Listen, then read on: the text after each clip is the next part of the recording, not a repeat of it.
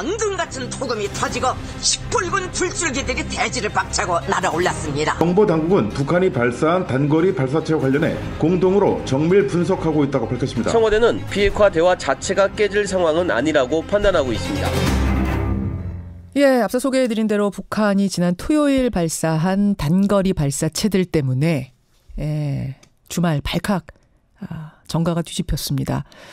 북한이 발사체라고 표현한 이건 뭘까?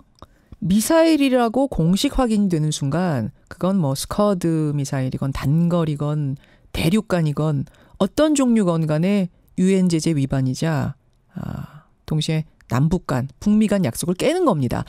따라서 핵심 포인트는 미국은 이 발사체를 무엇으로 규정할 것인가? 이거 하고요. 북한은 왜 이런 행동을 했는가? 이 정도가 될 것 같은데요. 자, 국회 군사전문가 정의당 김종대 의원 연결을 해보죠. 김종대 의원님 나와 계세요. 네, 안녕하세요. 토요일에 발사한 이 발사체, 김 의원님 보시기에는 정체가 뭡니까? 이건 뭐 길게 말할 것도 없습니다. 이동식 발사 차량에서 발사한 단거리 미사일이죠. 단거리 미사일. 단거리 미사일이고 뭐 북한이 이미 다 보여줬기 때문에. 예. 사실 우리가 처음에는 이게 긴가민가 해가지고 분석이 좀 필요하다 그랬는데 항상 이럴 때마다 요즘 북한이 하는 행태는 뭐 고민할 거 없다고 우리가 다 공개해주겠다. 이래가지고. 지금까지는 동영상이나 사진으로 다 뿌렸거든요. 예. 그런 면에서 이번에도 잠시 그 결론을 미루고 있었던 거는 곧 북한이 보여주기 때문에 이렇게 전 세계에 광고를 많이 하는 나라가 없거든요. 그럼 지금 탁 보면 북한이 공개한 화면 보면 어떤 전문가든 딱 보면 북한판 이스칸데르 미사일 맞다 이렇게 얘기할 수 있는 거예요? 그렇죠. 이제 이스칸데르라는 데는 대부분이 아마 그렇게 개연성을 추정을 하지만은 적어도 이동식 발사대에서 발사한 단거리 미사일이다. 예. 이 정도에서는 거의 뭐 합의가 이루어진 거나 다름없습니다. 근데 지금 우리나라도 그렇고 미국도 그렇고 미사일이라고 아주 공식적으로 단정을 짓지는 않고 있거든요. 우리 국방부는 계속 발사체라는 표현을 썼지 미사일이라는 표현은 자제하고 있어요. 이거는 왜 그렇습니까? 아무래도 우리 정보 능력이 노출되길 꺼려했을 수도 있어요. 대부분 인공위성에서 영상으로 다 확보를 하는데 일부러 표현을 모호하게 한다든가 또는 상대방 국가에 대해 가지고 마치 우리가 모르고 있는 것처럼 이렇게 정보의 세계에서는 흔히 있는 일이고요. 굳이 정치적인 이유를 추정한다면은 이번에 단거리 발사체이기 때문에 이걸 미사일로 확대한다는 걸 원치 않는 희망적 사고가 포함됐을 수도 있다. 근데 때마침 폼페이오가 어제 이번에 쏜 게 뭐 중거리 장거리 미사일은 아니지 않느냐 이렇게 입장을 내놨어요. 우리 시각으로는 밤사이에 폼페이오 장관이 내놓은 입장입니다. 네, 그렇다면 거기에 답이 있다고 봅니다. 뭐 이걸로 한반도에 판을 깨는 정도는 가지 않겠다. 그러니까 분명히 단거리 미사일도 미사일이거든요. 단거리도 미사일은 미사일이죠. 미사일은 그렇죠. 미사일인데. 단거리도 분명히 미사일이면 유엔 제재 위반은 위반입니다. 엄격히 따지자면. 그런데 미국의 공식 뜻은 상관없다는 거예요?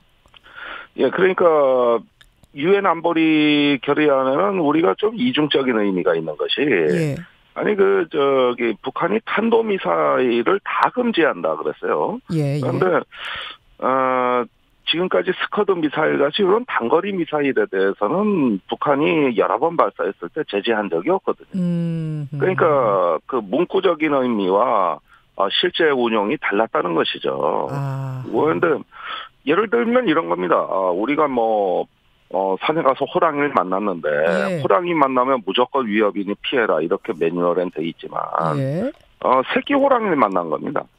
그러면은 이 새끼 호랑이도 호랑이잖아요. 그렇죠. 호랑이죠. 그런데 뭐 고양이만한 새끼 호랑이 가지고 호들갑 떨 일은 또 아니잖아요.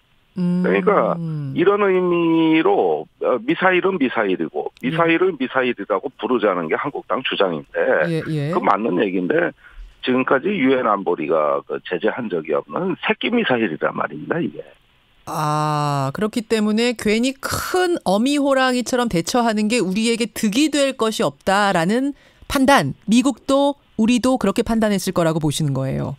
그렇습니다. 그러니까 그럼에도 불구하고 호랑이다, 큰일 났다, 저거 죽여라 이렇게 네. 한다면 또 그 말도 틀린 말도 아니에요. 그러니까요. 그런데 그런 이중성에 우리가 있다는 걸 잘 직시하고 예. 무엇보다도 이번 사건에도 불구하고 한반도 비핵화 판을 안 깨겠다는 의지만큼은 드러났기 때문에 예. 제가 보기에는 미국이 묵인하는 방향으로 가고 있다고 봅니다. 자, 그건 확실한 것 같습니다. 우리도 미국도 지금 반응이 뭐 이 정도 새끼 호랑이는 그냥 눈 감아주고 가자라는 분위기가 분명해 보이는데 그럼 북한은 왜 이랬느냐 이건 중요하잖아요.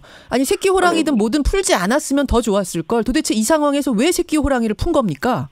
예, 그러니까 이게 두 가지 의미가 있어요.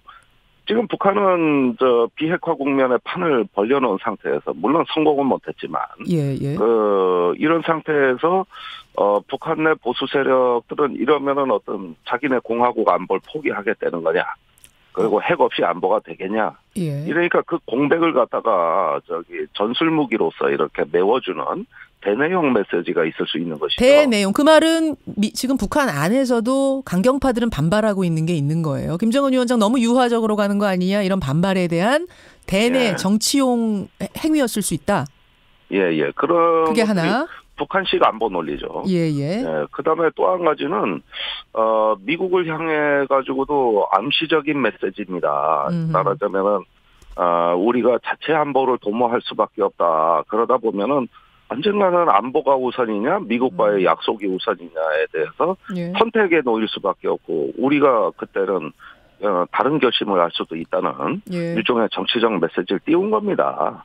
그렇게 보면은 협상을 독촉한다고나 할까?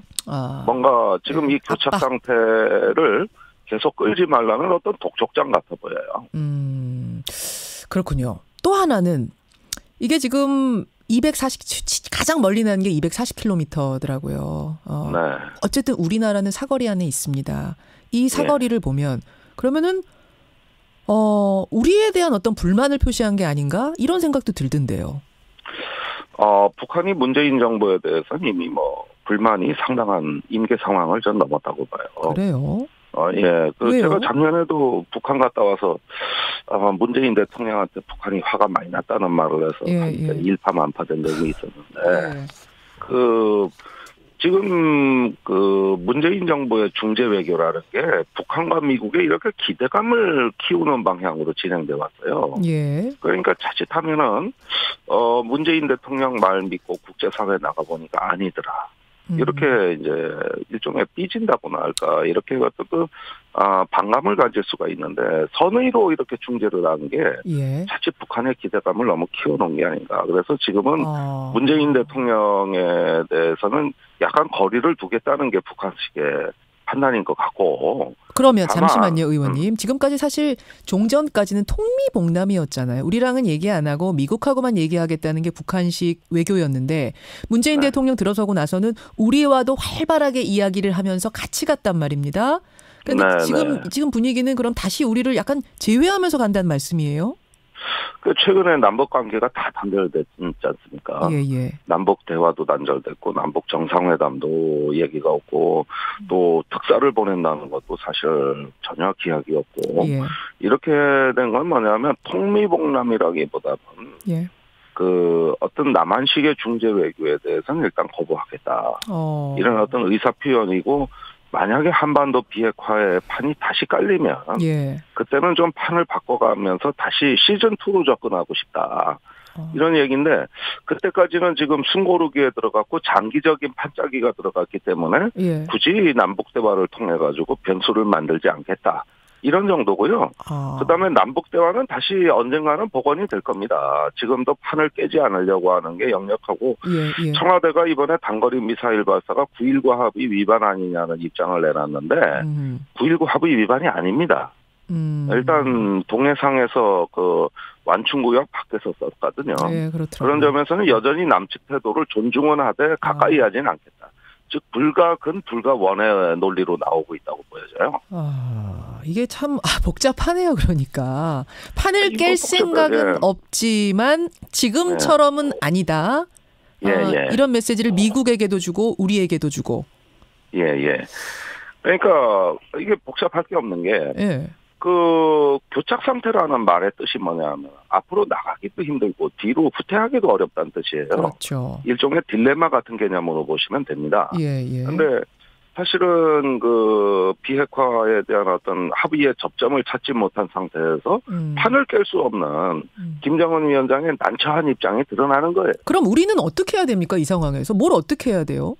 그러니까 이제 더 이상 우리도 중재 외교라는 말은 쓰지 말고 예. 이제 중재 외교는 일단락된 겁니다. 교착 상태로. 예. 그러면서 한반도 대한민국의 당사자 외교. 그러면서 우리의 안보와 우리의 이익을 갖고 판을 다시 짤 수 있는 이런 논리로 바꿔야 되고 괜히 북한, 미국도 뭐 육자회담까지 해가지고 우리가 중재 노릇하는 에이전트십 논리는 이제 가질 필요가 없다. 우리도 당당하게 자기 주장하고 나갈 때다 이렇게 봅니다. 자기 주장이라는 게 좀 추상적인데 무슨 주장을 해야 된단 말입니까? 자, 우리가 미국에 종속돼가지고 미국이 시키는 대로 하는 나라도 아니고. 예. 그렇다고 해서 그 북한하고 우리 민족끼리 하면서 국제사회에서 떨어져 가는 나라도 아니고 예. 대한민국은 대한민국이다. 예, 저기 그런 면에서 금강산 관광이라든가 개성공단 재개에 대해서도 국제 합의 위반하지 않는 범위 내에서 일단 재개를 약속을 하고 선두적으로 해라. 예, 인도주의적인 그 식량 지원 지금 북한 식량 어려운데 예. 이런 부분은 유엔 안보리 위반 아니란 말입니다. 예. 그러면 우리 정부 결심만으로도 북한의 어떤 인도적 지원을 할 수 있는 이런 정도 자기 위치를 찾아가는 거고 자기 목소리 내는 거지. 예. 언제까지 이게 뭐 국적 없이 중재만 할 거냐 이런 면에서 시즌 2를 맞이할 수 있다고 보는 것이죠. 그렇게 분석하시는군요. 예. 네. 여기까지 김종대 의원님 고맙습니다. 네, 고맙습니다. 정의당 김종대 의원이었습니다.